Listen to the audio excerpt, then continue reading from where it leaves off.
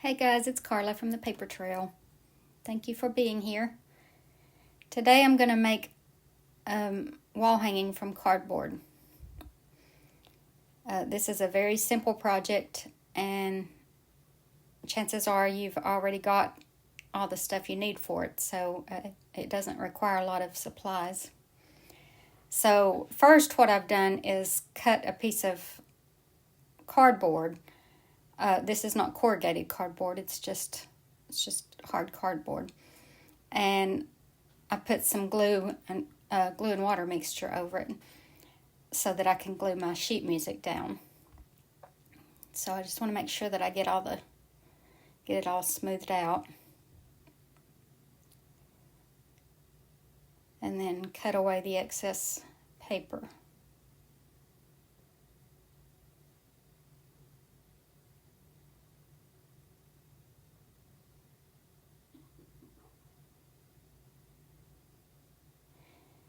Alright, now I want to distress the edges to make it kind of, since it's not going in a frame, then I feel like the edges need to be finished. So this keeps it from looking like raw edges. And I'm using Vintage Photo Distress Oxide, but you could use whatever color you like. I like the Vintage Photo because it's a warm brown, and it doesn't it's not so dark that it almost looks black, but it's not just plain brown. It kind of gives it some warmth. So now I've taken another piece of cardboard. This is like cereal box type stuff, and I've marked where I want my edges to be. So I'm cutting the edges, but then I'm going to tear the rest because I want that torn raw edge look.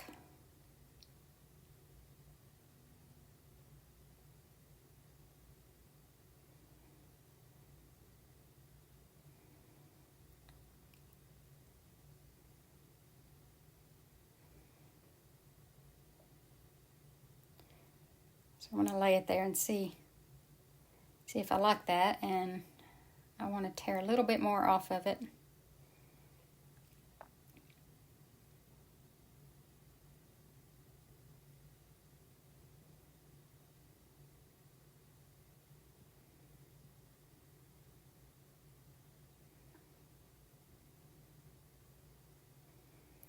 Okay, so now I've chosen some scrapbook paper to glue onto the cardboard. And I can't tell you where this scrapbook paper came from because I got it at a thrift store, and I don't normally find pretty scrapbook paper at a thrift store, but I looked up and I like this.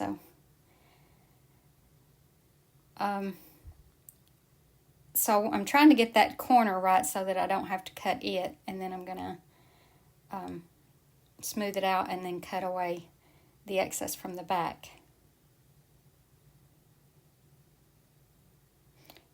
Or tear away the excess from the back. Because this edge is torn, I can't, it would be really hard to cut it in that shape. So I'm just laying it down and tearing off the paper.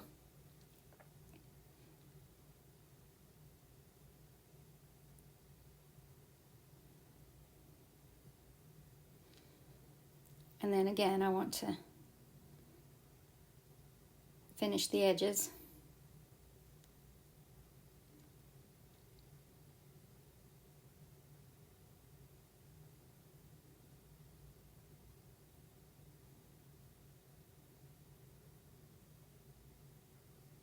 And if you don't want to finish it, that's fine if you don't like that look with the distress ink. I really like it because it gives it some contrast and some dimension, and like I said, it just kind of finishes off the edges.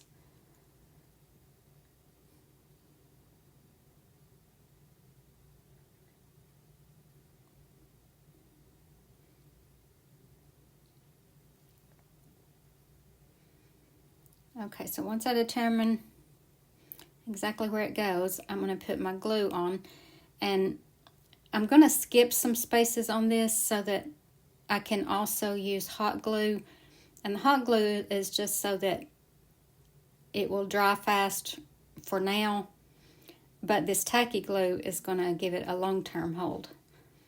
So sometimes I like to use both just because I'm in a hurry and I don't want to wait for this tacky glue to dry.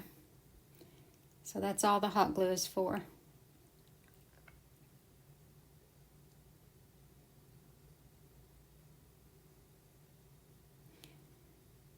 But now I've left that torn edge open because that's going to be my pocket for my greenery. So now, since I'm not putting it in a frame, I've decided to put another piece of cardboard on the back to make it stronger. So this just sturdies it up.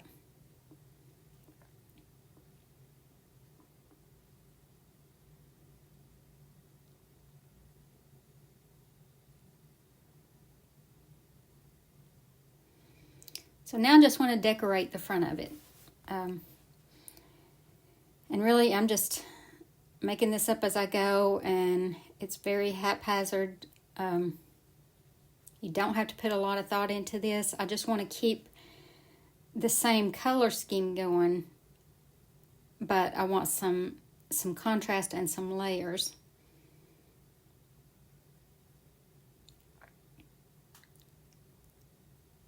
So throughout the whole thing, I want to keep this music paper and this print in the scrapbook paper going.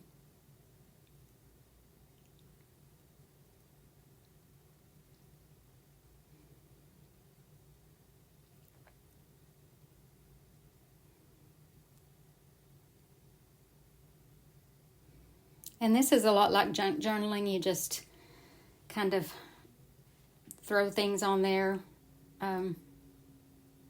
You don't put a lot of thought into it. You just, because actually the less thought you put into it, sometimes the better it looks, if you don't overthink it.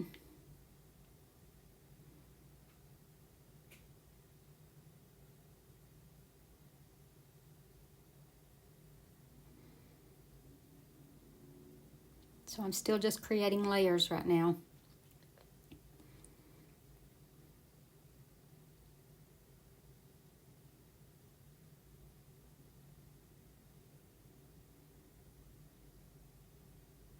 I hope you guys are enjoying my videos. And if you have any suggestions or requests on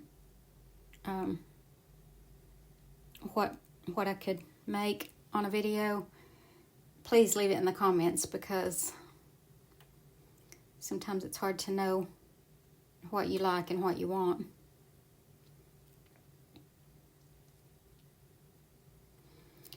So now I'm just going to go through a magazine and try to find either a picture or a phrase or something that I can use to decorate this with. And I've decided to use this one.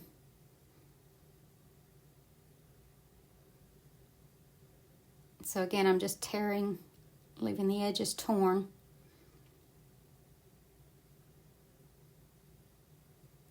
I like to buy magazines at thrift stores that look like they might have some nice pictures in them or something. And sometimes you don't have to buy them. Sometimes they have like free book bins that you can just go through and get them for free. I don't remember if I paid for this one or not, but I just like to flip through them and see if it looks like something that I could get some use out of. And I like to keep things like that on hand, along with, all kinds of scrapbook paper and fabric and lace. It's a good idea if you do a lot of crafting to just keep items like that on hand that you find either for free or cheap. You know, I never pay a whole lot for my craft supplies. You know, there's some things that you just have to pay regular price for, like, you know, glues and things like that. But as far as papers and fabrics and ribbons and all that, it's kind of crazy to buy that stuff new for crafting when you can always find it at thrift stores. Like I said, scrapbook paper is not something that you can always get lucky with, but at thrift stores anyway. And it can be really expensive if you buy it new, but if you're diligent enough, sometimes you can look up and find something pretty to add to your stash. So I'm still just layering here, just sticking with this color scheme.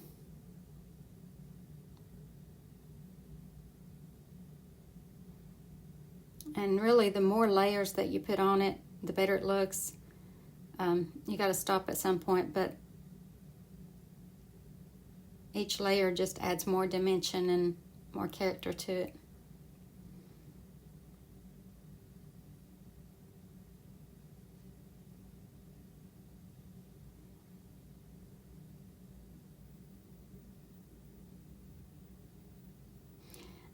Another thing that I like to keep on hand, and I usually do buy it at thrift stores, is greenery and fake flowers, because they're handy to add to, like I'll be adding some to this. They're handy to add to projects, and they're easy to find at thrift stores. You usually find them in some kind of arrangement that maybe is in an ugly container or whatever, but I just buy it and I get home and go through it. So I hope you enjoyed this, and I hope the tips were helpful. And thank you so much for watching. Have a great day, and God bless you.